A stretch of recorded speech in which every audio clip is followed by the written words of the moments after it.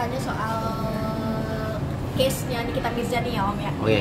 Yang akhirnya mengajukan banding dan juga JPU juga mengajukan banding. Om melihat case ini seperti apa sih, saling-saling mengajukan banding ini sendiri Om? Oke. Jadi banding itu hak terdakwa dan penuntut umum. Ya. Itu diatur di dalam KUHP memang. Jadi apabila terdakwa tidak terima dengan putusan yang telah dijatuhkan oleh majelis hakim, ya, maka ia berhak mengajukan banding. Begitu juga penuntut umum, ya. Ketika putusannya itu terlalu rendah, ya, atau tidak sesuai dengan keinginan apa yang dituntut, ya, misalnya tuntutannya 11 tahun kan itu, kemudian putusannya terlalu jauh di bawah 2/3, maka jaksa juga berhak mengajukan banding. Jadi banding itu hak terdakwa dan hak penuntut umum itu. Nah, lalu bagaimana kalau dua-duanya mengajukan banding? Kalau saya lihat kasus Nikita ini kan, Nikita ini terbukti karena melakukan tindak pidana sebagaimana dimaksud dalam pasal 27B ya, ayat 2 tentang pengancaman dan atau pemerasan secara elektronik, ya, sehingga divonis bersalah, ya, dipenjara 4 tahun dengan denda 1 miliar. Sementara pasal 3 Undang-Undang TPPU atau tindak pidana pencucian uangnya tidak terbukti. Nah, jaksa banding ini karena putusannya di bawah 2/3, ya, karena memang TPPU-nya tidak terbukti, makanya ia banding. Nah, jadi ketika jaksa banding ini, ya, nanti hakim pengadilan tinggi akan melihat apakah putusan pengadilan negeri Jakarta Selatan sudah sesuai dengan hukum atau hakim banding sependapat dengan Majelis Hakim Pengadilan Negeri Jakarta Selatan atau tidak. Apabila sependapat, maka pasti putusannya nanti sama minimalnya. Sama itu artinya TPPU-nya tidak terbukti, yang terbukti hanya pengancaman dan atau pemerasan secara elektronik, ya, pasal 27B ayat 2 junto pasal 45 Undang-Undang ITE. Tetapi kalau hakim banding tidak sependapat dengan putusan Pengadilan Negeri Jakarta Selatan, ya, maka ada dua kemungkinan. Kalau tidak sependapat, ya, kemungkinan pertama, ya, bisa berkurang atau dibebaskan Nikita, atau kemungkinan yang kedua TPPU-nya jadi terbukti malah bisa berat Nikita Mirzani nanti putusan bandingnya kalau TPPU-nya terbukti. Seberapa berat seandainya TPPU-nya di pengadilan tinggi atau di tingkat banding ini terbukti? Ancaman pasal 3 Undang-Undang TPPU ini itu ancamannya paling lama 20 tahun. Jadi kalau TPPU-nya terbukti, bisa jadi, ya, hakim memvonis sesuai dengan tuntutan jaksa, bisa jadi lebih, yang penting tidak lebih dari 20 tahun. Jadi bisa 20, bisa 15, bisa 10, bahkan bisa 6, ya. Itu yang jelas kalau TPP-nya terbukti pasti lebih dari 4 tahun. Berarti malah lebih berat kalau TPPU-nya terbukti. Nah, kemudian bandingnya Nikita. Bandingnya Nikita ini tidak terima dengan vonis bersalah atas tindak pidana pengancaman dan atau pemerasan secara elektronik.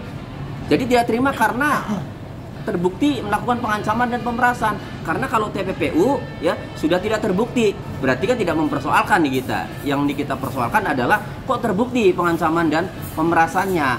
Nah, konsekuensinya, ya,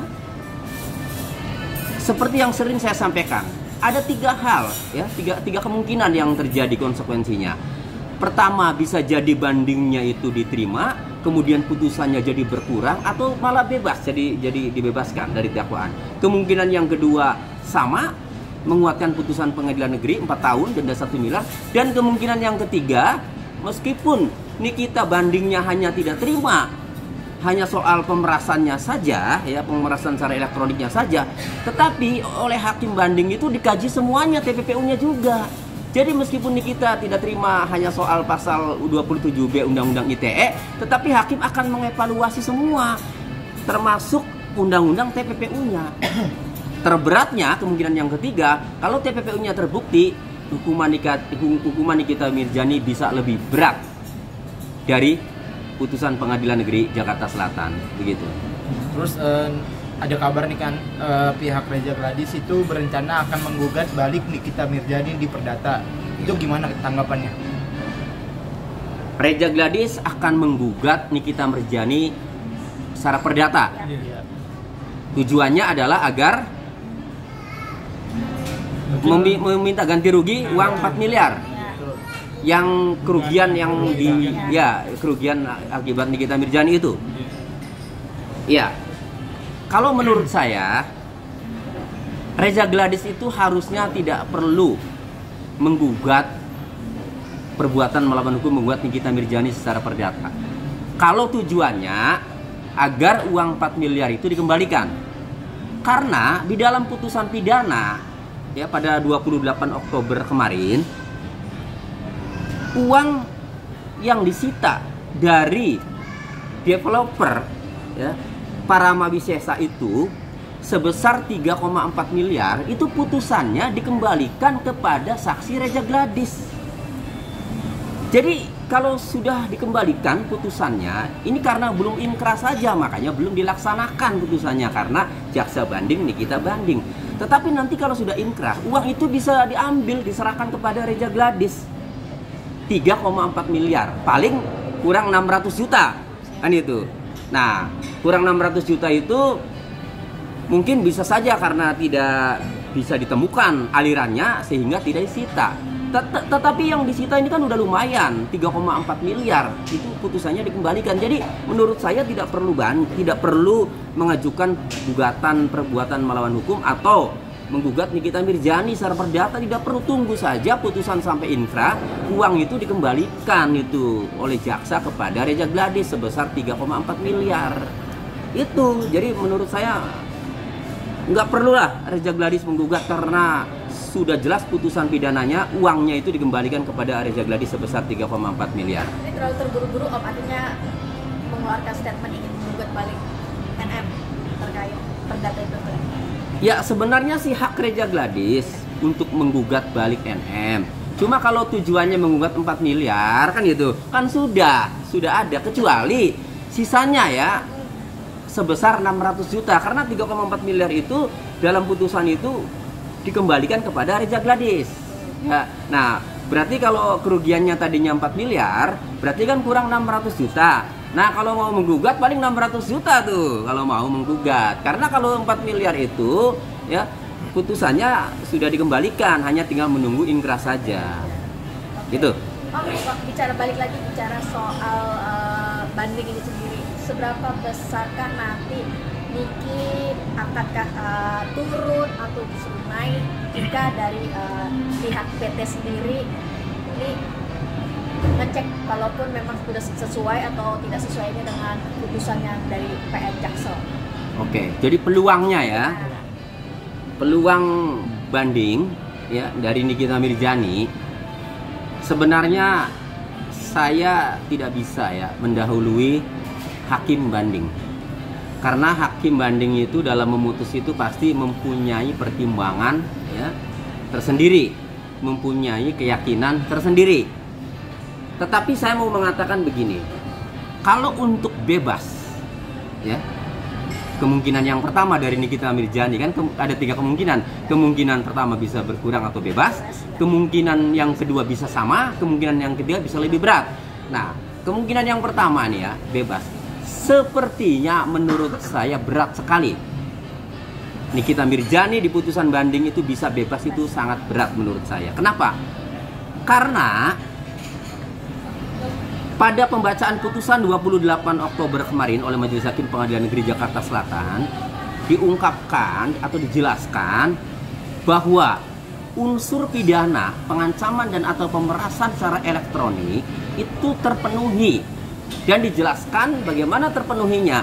Terpenuhinya ketika hakim membacakan ya, fakta-fakta saat Mail komunikasi dengan Dr. Reza Gladys, menyampaikan bahwa Kak Niki sudah mempunyai loh beberapa produk Reza Gladys, kan? Nah, kalau tidak ditutup ya mulutnya, nanti dia speak up. Nah, menurut hakim pertimbangannya, hal seperti itu tuh termasuk ancaman. Mengancam akan membongkar. Jadi akan membongkar rahasia itu produk yang dinilai ada kejelekan atau ada sesuatu yang bisa dibilang tidak sesuai prosedur ya. Ini akan dibongkar kalau ini kita tidak ditutup mulutnya. Kan itu disampaikan oleh Mail. Nah, artinya pengancaman secara elektronik melalui sistem elektronik itu ada.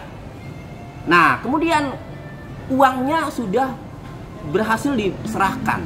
Ada barang bukti uang ya, sebesar 4 miliar itu. Sehingga menurut saya ya, majelis hakim telah menyampaikan itu fakta-fakta dan memang ada pengancaman dan ada uang ya yang sudah diserahkan kepada Mail kemudian ke Nikita Mirzani. Hal itu menurut saya fakta-fakta dalam persidangan itu telah memenuhi unsur pidana, sehingga menurut saya ya sangat berat untuk bisa bebas ya. Tetapi kalau untuk berkurang atau untuk lebih bisa mungkin. Jadi hukumannya bisa berkurang atau bisa lebih, ya ini sangat mungkin. Tetapi kalau untuk bebas, ya menurut saya sangat berat. Itu saja mungkin. Saya kalau untuk nebak berapa tahunnya saya nggak bisa.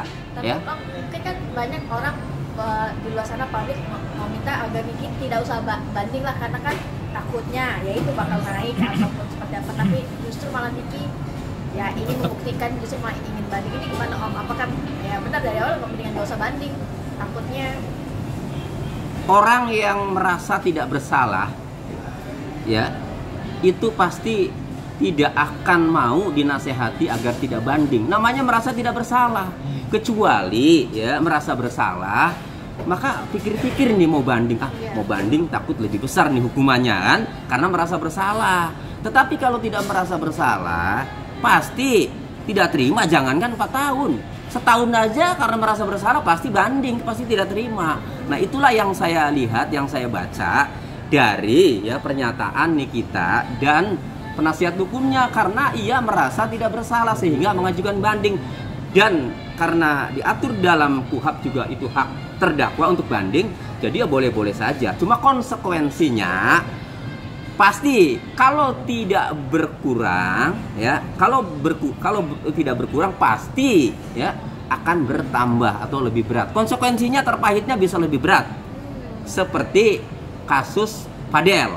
Kan itu, banding malah diperberat, menambah 3 tahun dari 9 jadi 12. Itu konsekuensi daripada banding. Maka harus siap ya. Harapannya bebas ya. Juga kalau terpahitnya bisa lebih berat. Om, akankah ini sampai nantinya case ini akan sampai ke kasasi nggak? Tergantung putusan banding. Saya bahas dari jaksa dulu. Jaksa juga banding kan? Nah, putusannya apabila putusan bandingnya masih di bawah 2/3, jaksa pasti kasasi. Karena SOP di kejaksaan begitu. Jadi tuntutan kan 11 tahun. Kalau 2/3 itu 7 tahun lebih ya. 7 tahun sampai 7,5 tahun. Nah, kalau putusannya masih di bawah 7,5, masih di bawah 7, jaksa pasti kasasi. Kalau putusan bandingnya itu. Nah, dari Nikita Mirzani, apakah bisa kasasi? Kalau minimalnya putusannya sama dengan Pengadilan Negeri Jakarta Selatan 4 tahun, pasti kasasi. Kan 4 tahun aja dia banding kan. Kalau putusan bandingnya 4 tahun juga pasti kasasi. Nah, jadi kemungkinan kasasi itu baik dari Nikita Mirzani maupun dari penuntut umum ini pasti mungkin menurut saya. Iya, karena sama saja misalnya putusannya dengan PN Selatan kan, pasti Nikita kasasi, jaksanya pasti kasasi karena 2/3 kan, karena di bawah 2/3 kan putusannya, kan itu. Jadi udah pasti ini kasasi, dan kasusnya pasti panjang ini masih. Iya. Rame masih untuk wartawan ini masih banyak bahan. Masih kuat ya Om ya, berarti gasnya masih ya, karena sudah jelas lah. Silakan saja ya dipikir ya. Kalau putusannya sama pasti dua-duanya ini kasasi ya. Kalau masih sama dengan PN Jakarta Selatan 4 tahun denda 1 miliar, pasti Nikitanya kasasi, jaksanya juga kasasi. Tapi Mas Tony ini dengar Mail kan katanya banding juga ya Bang. Awalnya kan enggak, karena kan si JPU-nya banding, ternyata dia ikut banding juga kan. Gimana nih Bang? Iya. Sebenarnya kalau Mail banding juga itu kan sama seperti yang saya sampaikan, itu hak terdakwa, haknya Mail ya. Jaksa sudah pasti banding karena putusannya jauh di bawah 2/3 dari tuntutan. Nah, lalu bagaimana Mail ikut banding ya? Peluangnya menurut saya ya, ini hampir sama dengan Nikita Mirzani. Jadi Mail akan terbawa akhirnya nih. Kalau pengadilan tinggi menyatakan TPPU-nya terbukti, bukan hanya Nikita yang hukumannya bertambah, Mail juga ikut bertambah karena turut serta itu ya, dua-duanya itu kan. Nah, tetapi sebaliknya, kalau ya tidak terbukti TPPU-nya, maka minimalnya sama ya, atau ya bisa maksimalnya itu bisa sampai 6 tahun. Kenapa? Karena ancaman pasal 27B ayat 2 ya, junto pasal 45 Undang-Undang ITE itu ancaman hukumannya paling lama 6 tahun. Ini kalau hakim pengadilan tinggi berkeyakinan yang terbukti adalah pengancaman dan pemerasan secara elektroniknya saja, maka minimalnya itu sama menurut saya nih ya dengan putusan PN, atau menguatkan ya Pengadilan Negeri Jakarta Selatan ya putusannya, atau bisa lebihnya berapa? Paling lama, paling maksimal 6 tahun karena ancaman Undang-Undang ITE pasal 27B itu paling lama 6 tahun. Tidak boleh lebih dari 6 tahun. Oke.